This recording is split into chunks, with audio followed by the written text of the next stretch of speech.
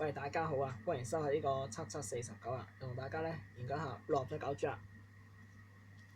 嗱，嚟到呢個第141期啊，六合彩九注咧就呢個10月6號星期二啊，晚上9點半鐘舉行啊。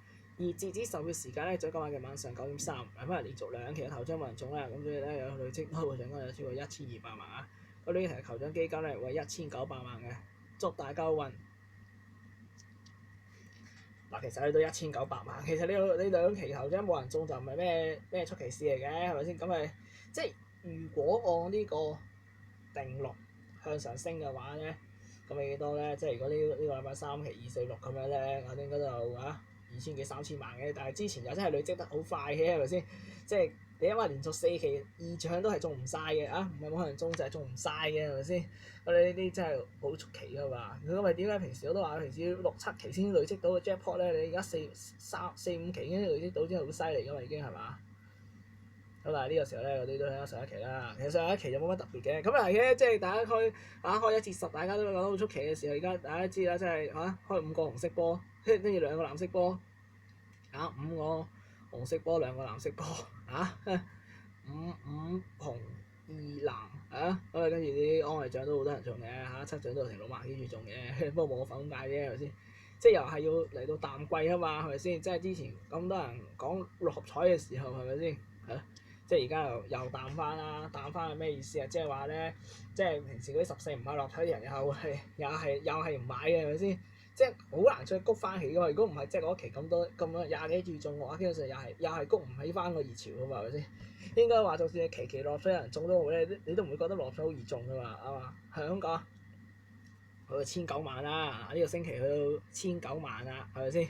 佢好衰又咪2000萬喎其實1900萬同2000萬係爭啲嘅啫即係好似800跟住就1300、1900、2000幾咁樣，2000幾跟住3000幾咁樣。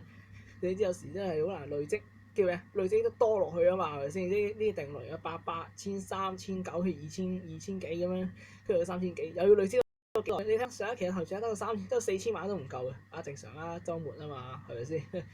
你又係嗰句啦，係咪先？嗱，而家咧仲有計過就10期啦，係咪先？即係如果計有151期嘅話，而家141期啦，又係咪時候咧又要諗下咧？